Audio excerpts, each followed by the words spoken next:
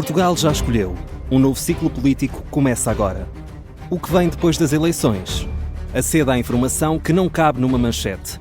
Assine hoje, com até 55% de desconto, e habilite-se a ganhar um dos 10 cartões oferta FNAC que temos para oferecer. Tudo em observador.pt. E na verdade, ao utilizar os primeiros, a sua intervenção inicial, Portugal, à qual amanhã quer voltar, depois do bastizado feito, não faltam padrinhos a Primeiro-Ministro. É essa a lógica.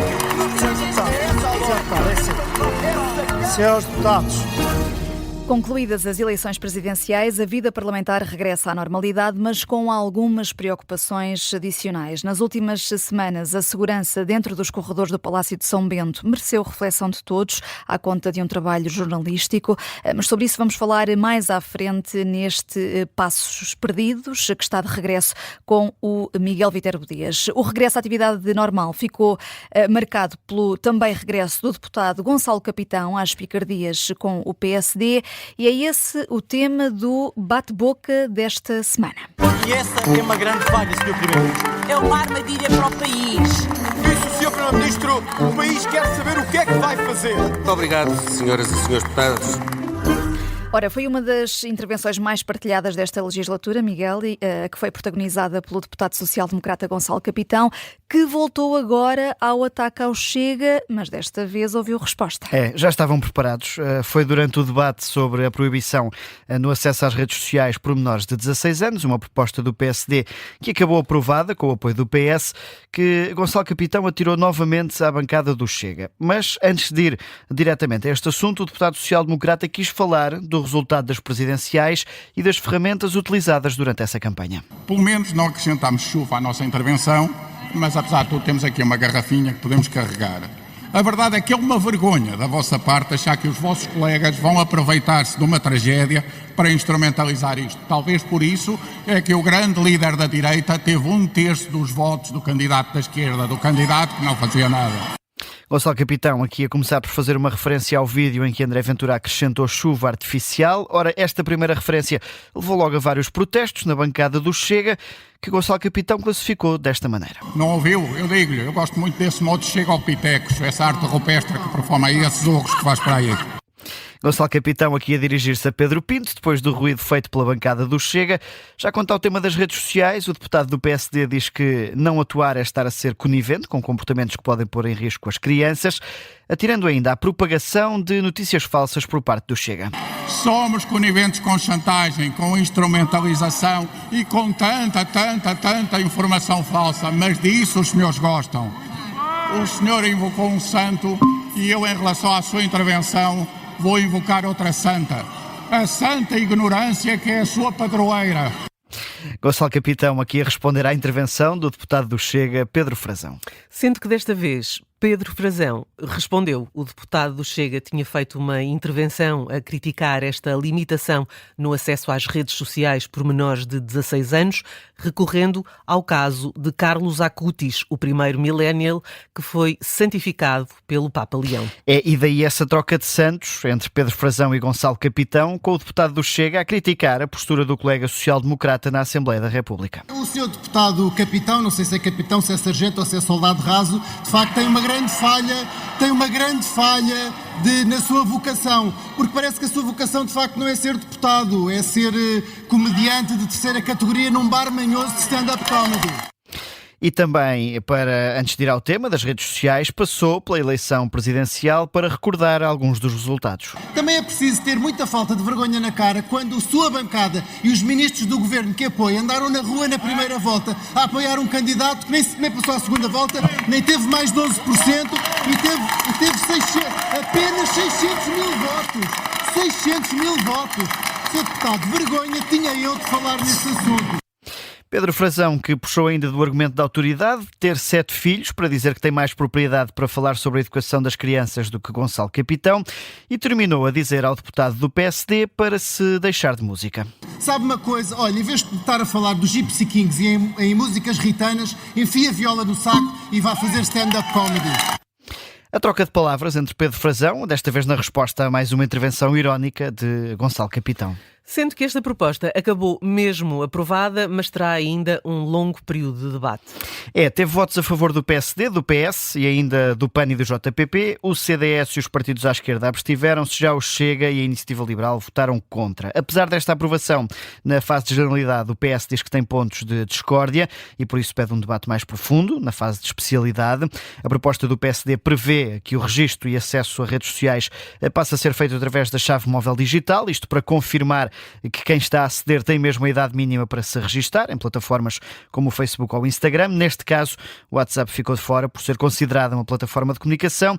Com esta proposta, Portugal junta-se assim a países como França, Espanha ou Reino Unido, que no espaço europeu também estão a discutir e a aplicar regras semelhantes. E é uma discussão que vai continuar nos próximos meses. Vamos agora, neste Passos Perdidos, aos destaques da semana.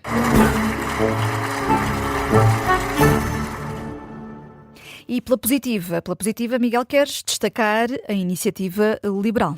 À boleia de um caso que exemplifica um bocadinho na perfeição as dificuldades burocráticas do Parlamento, a IEL teve a iniciativa de pedir o adiamento do debate quinzenal com o Primeiro-Ministro, que estava marcado para quarta-feira. Conseguiu unanimidade, mas depois teve uma dificuldade adicional com a nova data, porque os restantes partidos queriam que se realizasse logo na sexta-feira esse debate. Ora, estava bom de ver que se a situação se ia agravar na quarta, na sexta era o dia em que os efeitos mais se iam sentir no terreno. Acabou mesmo por ser assim, com em realidade levar um novo adiamento para a data definitiva, que é quinta-feira desta semana. E em sentido contrário agora, vamos ao destaque negativo da semana.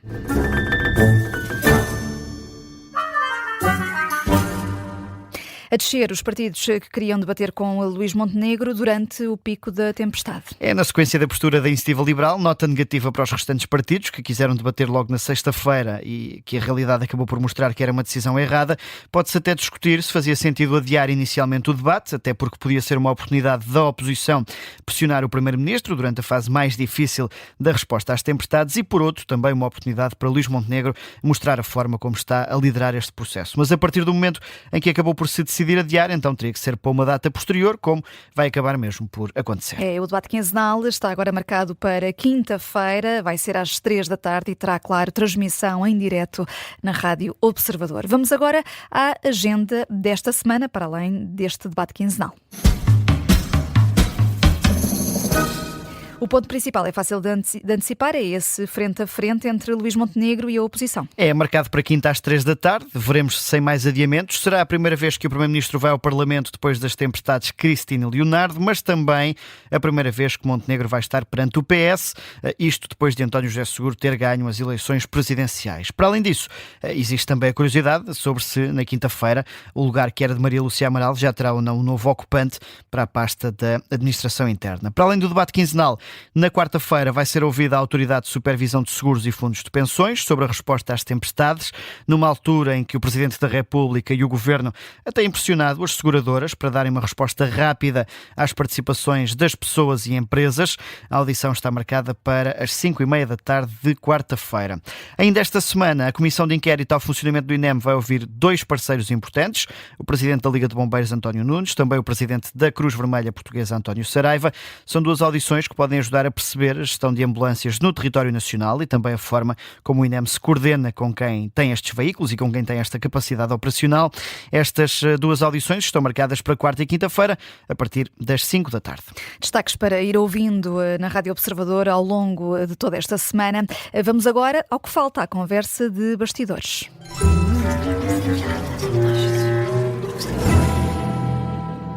E por causa de um trabalho jornalístico, Miguel, o Parlamento deu início a um debate interno sobre riscos de segurança. Em causa está a notícia que foi revelada há 2 semanas, pela Sábado, de que um jornalista da revista foi abordado pelos serviços de segurança por causa de comportamentos suspeitos.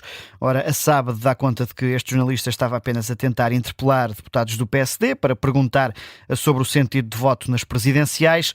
Questionado pela Associação de Jornalistas Parlamentares, o Presidente do Parlamento negou uma tentativa de limitar o acesso dos jornalistas aos espaços comuns, falou em excesso de zelo. Mas na reunião de líderes parlamentares, a Conferência de Líderes, este tema foi mesmo alvo de uma análise mais minuciosa.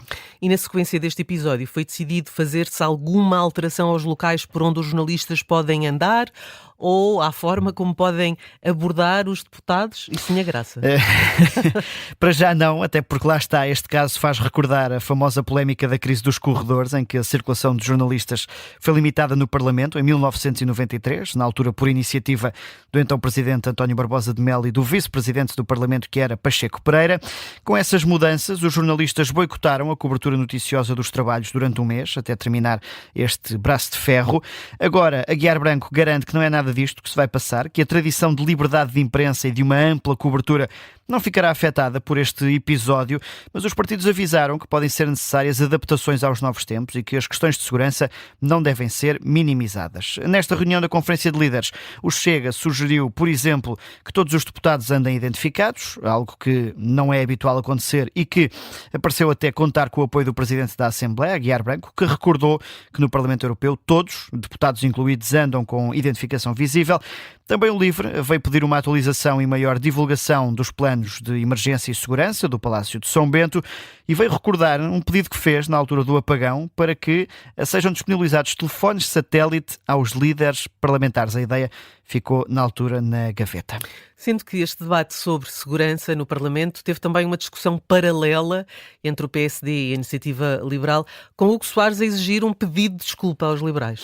Isto porque a Iniciativa Liberal atribuiu, na altura ao líder parlamentar do PSD, Hugo Soares, a origem da denúncia feita ao jornalista da Sábado, que estava a questionar os deputados. Isto porque Hugo Soares já tinha dito que não tinha autorizado os deputados a responder-lhe. Ora, ficou comprovado que a denúncia partiu de uma funcionária da biblioteca que achou estranho o comportamento deste jornalista e também o local onde estava a fazer perguntas aos deputados do PSD e por isso Hugo Soares exigiu mesmo um pedido de desculpas à IEL, só que o pedido não teve sucesso porque o deputado liberal Jorge Miguel Teixeira alegou que a Iniciativa Liberal não colocou as culpas em Hugo Soares, mas sim numa crítica geral a um condicionamento da liberdade de imprensa. Por isso, esta reunião entre líderes parlamentares e os representantes das lideranças parlamentares acabou mesmo sem atos de contrição. E está aqui revelada essa conversa de bastidores, aqui por parte do Miguel Viterbo Dias. Chegamos ao fim do Passos Perdidos, que está de regresso na próxima segunda-feira. Até a próxima.